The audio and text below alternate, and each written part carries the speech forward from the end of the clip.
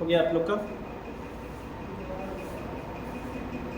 पहला जो फार्मूला है वो क्या है, a प्लस बी का होल स्क्वायर बराबर क्या होता है, a square plus B square plus 2ab होता है। दूसरा जो फार्मूला होता है a माइनस बी का होल स्क्वायर बराबर होता है a square plus B square minus 2ab होता है। और तीसरा जो फार्मूला आता है a square minus B square बराबर क्या होता है, एक कोष्ठक में a प्लस बी, दूसरे कोष्ठक में a प्लस बी है, दूसरे कोष्ठक में a माइनस बी हो जाएगा। ठीक है, हमने क्या किया, एक बार इसको डिवाइड कर दिया तो a प्लस बी बराबर जो हो जाएगा a का स्क्वायर माइनस बी का स्क्वायर, ये जब डिवाइड हो गया इधर आकर के तो माइनस क्या हो जाएगा, बटे क्या हो जाएगा, a माइनस बी हो जाएगा। ठीक है, फिर जो पांचवा फार्मूला है यहाँ पर क्या कर दिया गया है कि यहाँ पर माइनस, इस बार प्लस वाला डिवाइड कर दिया, तो यहाँ पर क्या हो जाएगा, a माइनस बी बराबर जो होगा क्या हो जाएगा, a square minus B square बराबर क्या हो जाएगा, a प्लस बी हो जाएगा बटे में। ठीक है, उसके बाद यहाँ पर क्या है, यहाँ पर छठवें फार्मूला में क्या है, a प्लस बी का whole square minus 2a plus B का whole square minus A B का, सॉरी, a प्लस बी का whole square minus a minus B का होल स्क्वायर बराबर क्या होता है, 4ab होता है। और a प्लस बी का whole square plus a minus B का होल स्क्वायर बराबर जो होता है 2a का स्क्वायर प्लस b का स्क्वायर हो जाता है। ठीक है, इस तरह से ये फार्मूला पूरा आपका हो जाता है। इतना फार्मूला नोट कर चुके, किसी का कोई गलती तो नहीं है। चलिए अब आगे फार्मूला लिखवाता हूँ, इसको फिलहाल यहाँ पर, ठीक है। आइए इसके आगे चलते हैं। a प्लस बी प्लस सी का होल स्क्वायर जो होता है वो होता है a का स्क्वायर प्लस b का स्क्वायर और प्लस c का स्क्वायर और plus 2ab plus 2bc plus 2ck। ठीक है, ये फार्मूला हो जाएगा। ठीक है, इसको जल्दी से नोट करो आप, वीडियो में नहीं आई।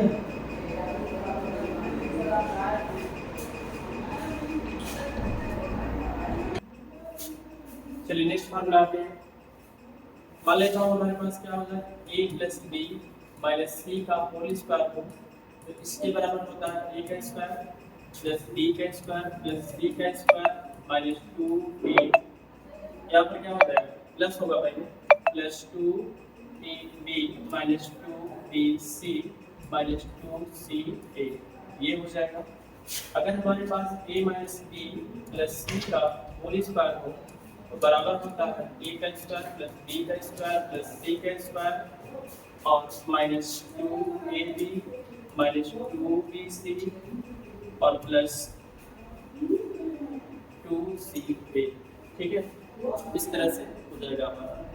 अगर हमारे पास a माइनस बी माइनस सी का होल स्क्वायर हो तो बराबर जो होगा a का स्क्वायर प्लस b का स्क्वायर प्लस c का स्क्वायर और minus 2ab plus 2bc minus 2ca, ये हो जाएगा।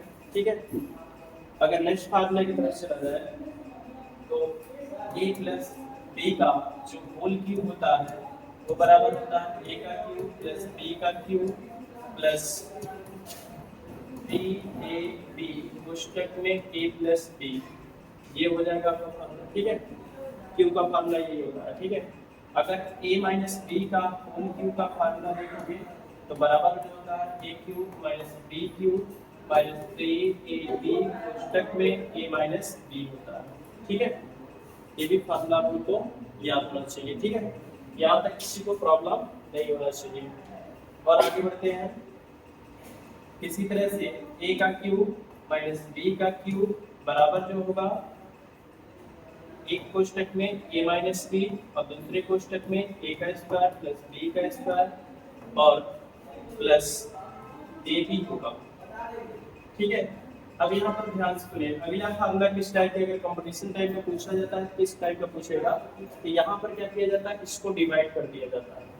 और जब इसको डिवाइड कर दिया जाएगा तो एक फार्मूला तुम्हारा बन जाएगा a माइनस बी बराबर a बन जाएगा, ऊपर हो जाएगा a cube minus b cube और बटे क्या हो जाएगा a का स्क्वायर प्लस b का स्क्वायर और प्लस ab हो जाएगा।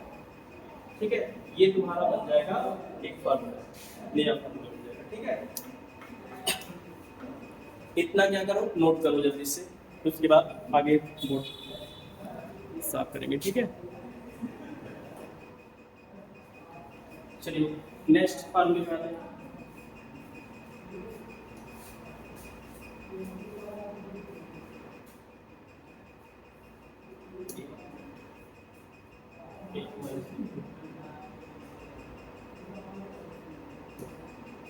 चलिए यहाँ पर A Q plus B Q बराबर जो फार्मूला होता है एक कोष्टक में ए प्लस बी और दूसरे कोष्टक में क्या हो जाता है ए का स्क्वायर प्लस बी का स्क्वायर माइनस ए बी होता है। ठीक है, यहाँ तक किसी को प्रॉब्लम नहीं होना चाहिए। अब यहाँ पर क्या करते हैं, इसको डिवाइड करते हैं तो हमारे पास क्या बचेगा, उधर बचेगा ए प्लस बी और इसी के बराबर क्या हो जाएगा, ये तो ऊपर रहेगा ए क्यू प्लस बी क्यू और बाई कितना होगा ए का स्क्वायर प्लस बी का स्क्वायर और माइनस ए बी हो जाएगा। तो इस पर अच्छे अच्छे क्वेश्चन पूछे जाते हैं कंपटीशन लेवल पर। ठीक है, इसमें अच्छे अच्छे क्वेश्चन पूछे जाते हैं कंपटीशन लेवल पर, इस बात को ध्यान रखिएगा। ठीक है, तो आते हैं नेक्स्ट फार्मूला पर। नेक्स्ट फार्मूला आपको का ये है कि अगर यहाँ पर A Q plus B Q और प्लस सी क्यू तो बराबर जो होता है एक कोष्टक में A plus B plus C और दूसरे कोष्टक में A square plus B square plus C square minus A B minus B C minus C A और प्लस 3ab ये होता है फार्मूला। ठीक है, इसमें भी अच्छे अच्छे क्वेश्चन आपसे पूछे जाते हैं, 9th में भी पूछे जाते हैं, कॉम्पिटिशन लेवल में भी पूछे जाते हैं क्वेश्चन। ठीक है, तो फार्मूला 9th में अगर याद कर लेते हो तो आगे चल करके इसका कैसे यूज करना है वो अच्छी तरह से आप लोग जान लेंगे। ठीक है, इसे जल्दी से नोट करें।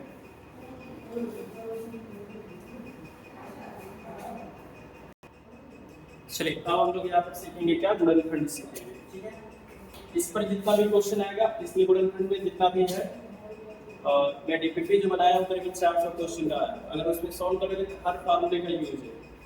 ठीक है, अब यहाँ पर हम सीखेंगे क्या, गुणनखंड। क्या सीखेंगे, गुणनखंड।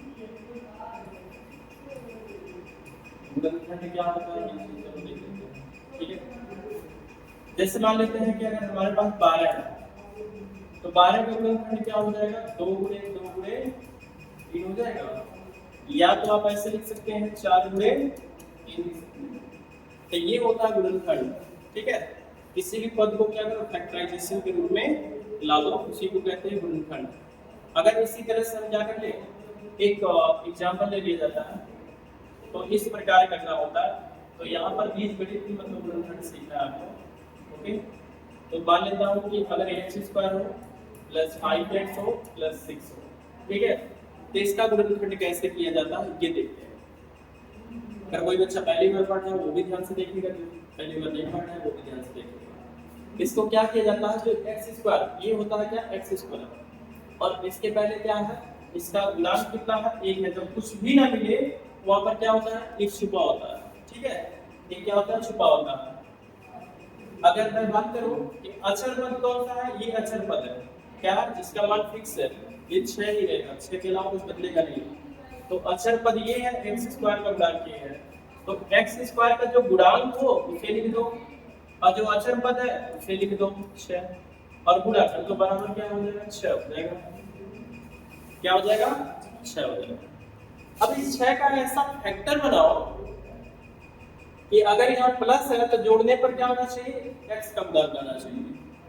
क्या आना चाहिए, x का गुणांक आना चाहिए। और गुणा करने पर क्या आना चाहिए, जो गुणा आया मतलब जो आया है वही आना चाहिए। तो 6 का ऐसा फैक्टर करो, 6 का हम लिख सकते हैं 3 गुणे 2 लिख सकते हैं। क्या लिख सकते हैं, 3 गुणे 2 या 2 गुणे 3 कर सकते हैं। क्या कर सकते हैं, 2 गुणे 3 कर सकते हैं और बराबर 6 हो जाएगा। लेकिन इनको अगर 2 और 3 जोड़ोगे कितना हो जाएगा, 2 प्लस 3 जोड़ोगे बराबर 5 हो जाएगा। और ये ऐसा क्यों जोड़ मतलब ऐड क्यों किया गया, यहाँ पर प्लस है इसलिए ऐड किया गया, माइनस यहाँ होता तो घटाने पर x का गुणांक आना चाहिए। ठीक है, तो पहले प्लस वाला देख लेते हैं, माइनस वाला भी अभी हम लोग देखते हैं। ठीक है, तो यहाँ पर क्या करना है, तो एक्स स्क्वायर लिखना है, 5 के स्थान पर कितना लिखना है, ये 2 प्लस 3 लिखना है। प्लस लिखना है क्या, 2 प्लस 3 लिखना, बाहर गया x प्लस कितना 6, तो ये हो जाएगा x स्क्वायर प्लस क्या हो जाएगा, x का गुणा होगा क्या हो जाएगा 2x प्लस 3x हो जाएगा प्लस 6 हो जाएगा, कोई प्रॉब्लम? अब देखो यहाँ पर क्या कॉमन हो रहा है, यहाँ पर क्या कॉमन हो रहा है, यहाँ पर देखोगे x कॉमन हो रहा है तो बचेगा यहाँ पर x बचेगा और यहाँ पर बचेगा 2, और यहाँ पर कुछ कॉमन हो रहा है चिन्ह के साथ लेंगे तो यहाँ पर बच रहा 3, मतलब 3 इसमें भी कॉमन हो जाएगा इसमें भी, क्योंकि इस में क्या कर सकते हो 3 गुणे 2 रख सकते हो, 3 को कॉमन ले लिया जाता है तो बचेगा कितना 2 बचेगा, और यहाँ पर कितना बचेगा x बचेगा x प्लस 2, ठीक है। फिर से कॉमन करते हैं, देखो उभयनिष्ठ क्या है दोनों में है ना, तो दोनों में से कॉमन कर लीजिए x प्लस 2 एक बार लिख लीजिए, अब जो बचता है उसको दूसरे क्वेश्चन में लिख लीजिए x प्लस 2, ये हो जाएगा क्या गुणनखंड हो जाएगा, क्या हो जाएगा, इसी को कहते हैं गुणनखंड, क्लियर है। अब इसी पर और कुछ एग्जांपल अब माइनस वाला लेकर दिखाता हूं कि और कैसे फैक्टराइजेशन होता है उस चीज को देखते हैं, ठीक है।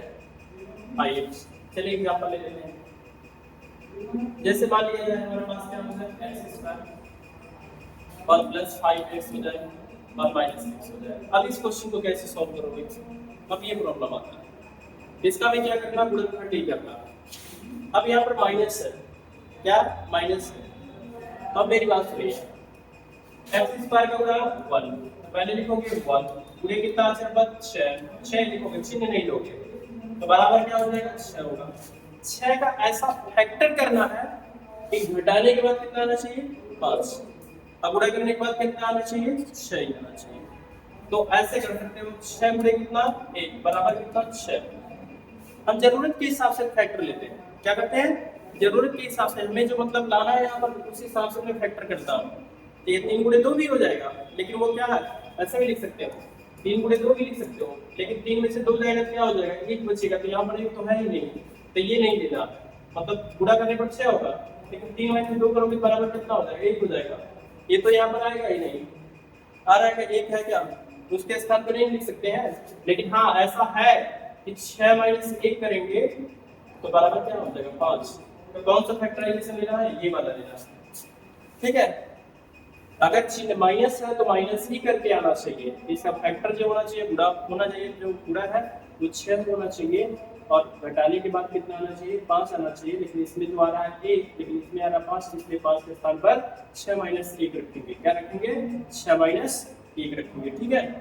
तो यहाँ पर क्या रखेंगे x स्क्वायर प्लस 5 के स्थान पर क्या लिखेंगे 6 माइनस 1 रखेंगे और इनटू क्या x माइनस 6, कोई दिक्कत, यहाँ पर x स्क्वायर प्लस कितना हो जाएगा x का गुणा होगा 6x हो जाएगा और माइनस x हो जाएगा माइनस 6 हो जाएगा, कोई प्रॉब्लम यहाँ पर किसी को नहीं है। इसमें x कॉमन कर लीजिए, तो x कॉमन करेंगे तो यहाँ पर x प्लस कितना हो जाएगा 6 हो जाएगा, यहाँ तक किसी को प्रॉब्लम नहीं। आगे वाले में से क्या करेंगे माइनस को कॉमन कर लेंगे, माइनस जहाँ पर कुछ भी ना कॉमन दिखे, यहाँ पर कुछ भी नहीं कॉमन दिख रहा है, एक को कॉमन कर सकते हो, जहां कुछ भी ना कॉमन दिखे वहां पर एक को कॉमन कर लेना चाहिए, एक को कॉमन करोगे तो x प्लस क्या हो जाएगा 6।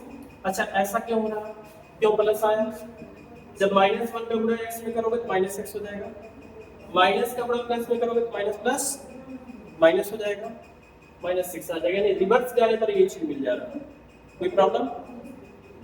और इससे पहले आपको ये पता होना चाहिए कि अगर प्लस गुणा प्लस होता है तो बराबर क्या होता है प्लस होता है, माइनस गुणे प्लस होता है तो क्या होता है माइनस होता है, माइनस गुणे माइनस होता है तो बराबर क्या होता है प्लस होता है, ठीक है, कोई प्रॉब्लम। तो ये चीजें आपको पता होना चाहिए, ठीक है, ओके। अब देखिए कुछ कॉमन करेंगे, देखिए एक पद ए है और एक पद ए है, इसमें से क्या कॉमन कर लोगे x प्लस 6 कॉमन कर लोगे और इसमें से भी x प्लस 6 कॉमन कर दिए, यहाँ पर बचा है x और यहाँ पर बचा है माइनस 1, कोई प्रॉब्लम नहीं है। अब देखिए ये हो गया आपका आंसर, गुणनखंड केवल करना था, तो ये हो गया क्या आंसर, तो दोनों क्वेश्चन को क्या करेंगे आप लोग लिख लेंगे, ठीक है। ऐसे ही गुणनखंड करना होगा आपको, जितना भी 400 क्वेश्चन है डीपीपी का सारा क्वेश्चन ऐसे ही सॉल्व करना है, ठीक है।